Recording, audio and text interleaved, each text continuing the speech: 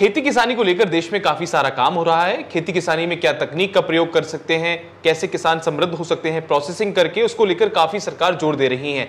इसी क्रम में आज हम पहुंचे हैं सिकंदराबाद बुलंदशहर में, जहां पर एक यूनिट है सनशाइन वेजिटेबल्स की। आज हमारे साथ मौजूद होने वाले हैं कर्नल देशवाल जी, जो हमको बताएंगे कि कैसे उन्होंने गाजर की खेती कर यहाँ के आसपास के किसानों को समृद्ध किया है, उनकी आय में बढ़ोतरी की है, और एक तरीके से आप ये कहना गलत नहीं होगा कि वो फादर ऑफ कैरेट बनकर यहाँ से निकल रहे हैं, क्योंकि बड़े पैमाने पर अगर देश में गाजर की सप्लाई हो रही है तो उसमें सनशाइन का बहुत बड़ा रोल है।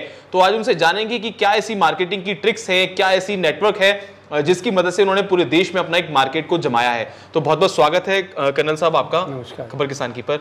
हम सबसे पहले आपसे जानना चाहेंगे कि खेती किसानी को देश में काफी पिछड़ा काम माना जा रहा है आजकल। कोई एक किसान है तो अपने बेटे को किसान नहीं बनाना चाह रहा और कहता है कि प्राइवेट नौकरी कर ले, लेकिन उसी बीच आपने रिटायर होने के बाद खेती किसानी में एक ऐसा काम कर डाला, आसपास के किसान आप उनके लिए रोल मॉडल बन गए। तो क्या ऐसी ट्रिक्स थी, क्या ऐसी टिप्स थी जो आप देना चाहेंगे? आपने किन चीजों पर काम किया?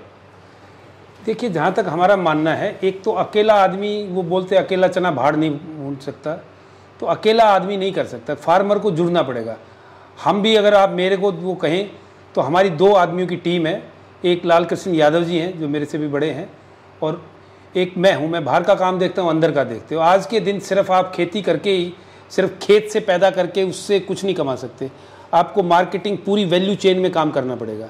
हमारी दिक्कत है कि हमारे किसान छोटी छोटी खेती है, छोटे छोटे खेती करते हैं, तो उससे उनका एक्सप्लॉयटेशन जो है वो बहुत ज़्यादा होता है। अगर वही किसान जुड़ जाएं और एक प्रोडक्ट को किसी प्लानिंग के तहत, एक सिस्टम के तहत उस पर पूरी वैल्यू चेन पे काम करें, तब वो प्रॉफिटेबल हो सकता है, जैसा कि हमने यहाँ पर काम करके साबित किया।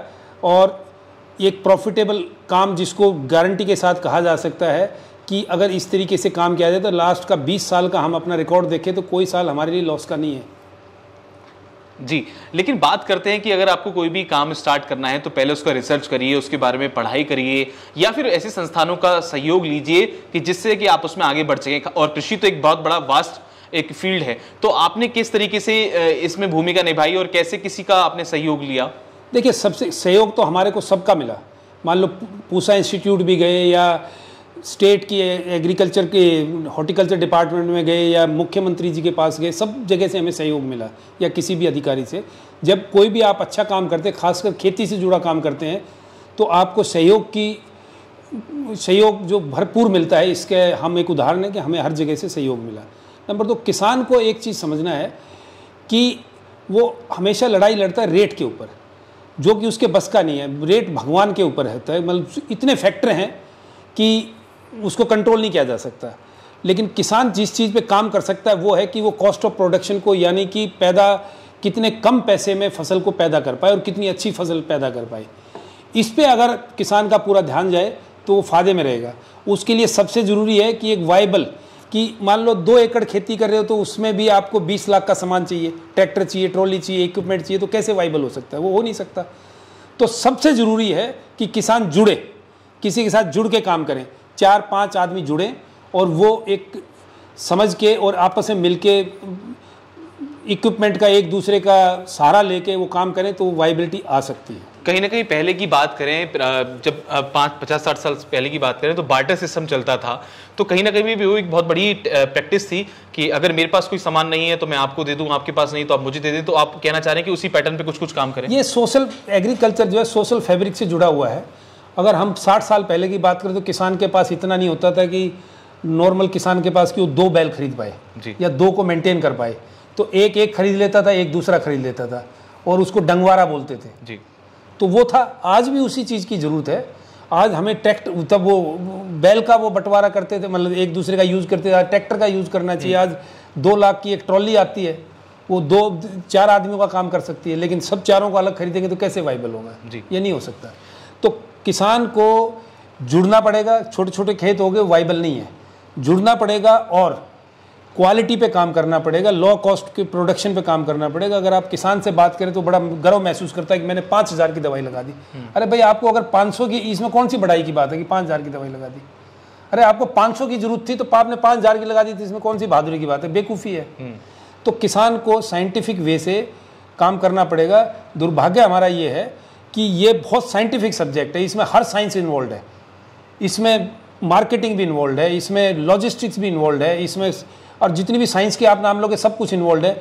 लेकिन बदकिस्मत है हमारे देश की कि इसमें जो ज़्यादातर लोग जो हैं जो बिना पढ़े लिखे आ गए और इसको नॉन साइंटिफिक सब्जेक्ट समझ लिया कि जो भी कोई नहीं कर सकता वो खेती कर लेगा। लेकिन जब हमने खेती की तो हमें लगता है हमारे पार्टनर जो लाल कृष्ण यादव जी वो MSc केमिस्ट्री हैं और मैं एक फौज से अफसर होकर आया हूँ, और हमने जितनी पढ़ाई की अभी वो लगता है कि हमने थोड़ी पढ़ाई की और इसमें और ज़्यादा पढ़ाई चाहिए।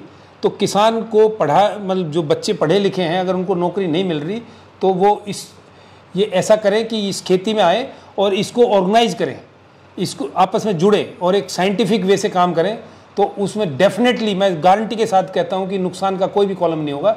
और जैसे आज हम इज्जत से हमने भी एक पेड़ के नीचे से काम शुरू किया था 20-22 साल पहले, और आज हम अगर कहीं सेल करने जाते हैं या कहीं जाते हैं तो हम हवाई जहाज़ में जाते हैं। हमें बड़ा गर्व होता है कि एक किसान भी गाजर बेचने जाता है हवाई जहाज़ में बैठ के जा रहा है।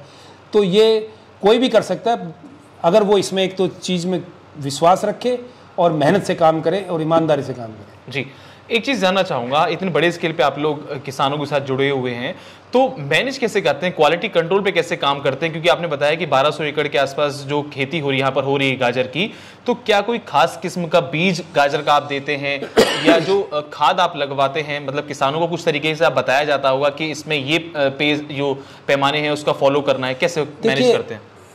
जब किसान को किसी चीज़ से आमदनी होती तो उसका इंटरेस्ट जगता है, उसमें आमदनी नहीं होती तो उसका इंटरेस्ट डूबता है। आज गाजर का हर किसान पैसा कमा रहा है तो उसका इंटरेस्ट है, वो और ज़्यादा करना चाहता है, तो वो कोई दिक्कत नहीं है, मतलब वो सीखना चाहता है, कहीं जाके सीखता है। और एग्रीकल्चर में कोई ऐसी चीज़ नहीं जिसको आप हाइड कर सकते हैं।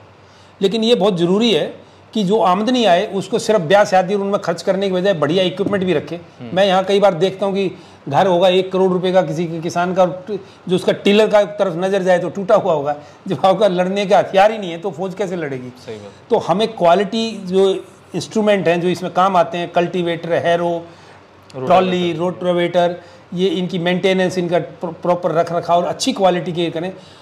उदाहरण के तौर पर अगर आप ट्रैक्टर चलाने का मतलब सबसे आसान काम मानते हैं, लेकिन बढ़िया जो अच्छा ट्रैक्टर ड्राइवर वो 15% डीजल की सेविंग कर सकता है।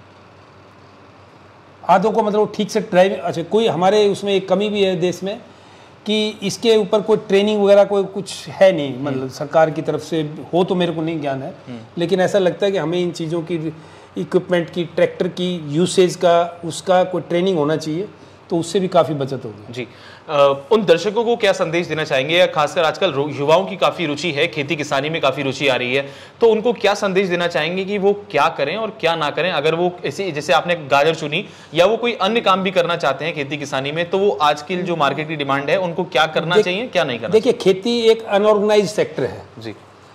जो पढ़ा लिखा आदमी है, मैं जवान को ये कहूँगा, यंग पीपल को, कि आपको आके इसको ऑर्गेनाइज करना है। अगर आप ऑर्गेनाइज करेंगे इसको, उसी से बहुत बड़ा फायदा हो जाएगा। और आपका आज के अंदर हर चीज़ में बहुत भारी कंपटीशन है। आज भी मैं ये मानता हूँ खेती में कम कंपटीशन है। इसको साइंटिफिक वे से, जैसे हम अगर अपनी बात करें तो हम 3 चीज़ों का ध्यान रखते हैं। एक तो क्वालिटी, उस पर एफर्ट जाता है, हमारा हर चीज़ को एफर्ट जाता है। जो चीज़ जिस वक्त पे होनी होती है वो उसी वक्त पे होती है। बेस्ट ऑफ द सीड लिया जाएगा, बेस्ट ऑफ द मेडिसिन लिया जाएगा, बेस्ट ऑफ द प्रैक्टिसेस किया जाएगा। तो एक क्वालिटी हमें पैदा करना है।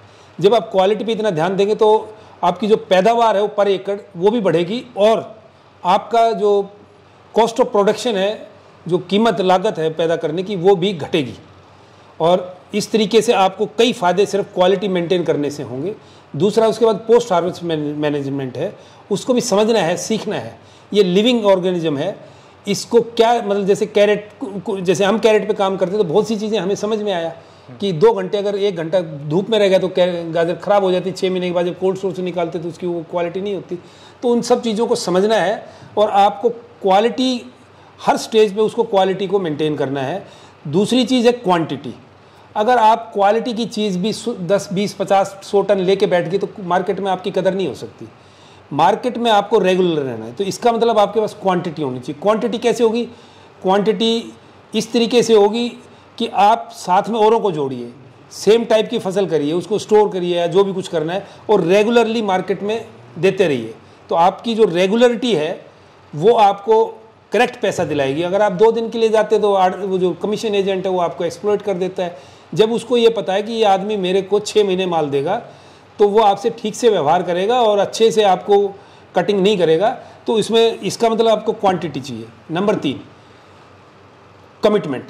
अब कमिटमेंट का ये है कि जैसे मान लो इंडस्ट्री है, हमारा काफ़ी क्वांटिटी हमारी इंडस्ट्री में जाती है, तकरीबन 10,000 टन हम इंडस्ट्री में देते हैं कैरेट्स, तो उसका हम एक रेट तय करते हैं पहले से ही, लेकिन रेट फिर से कितना ही फ्लक्चुएट हो जाए हम उसी रेट पे देते हैं। तो बहुत से हमारे किसान क्योंकि फाइनेंशियल दिक्कत है उस कमिटमेंट पे रुक नहीं पाते, यानी कि वो रुकना नहीं चाहते।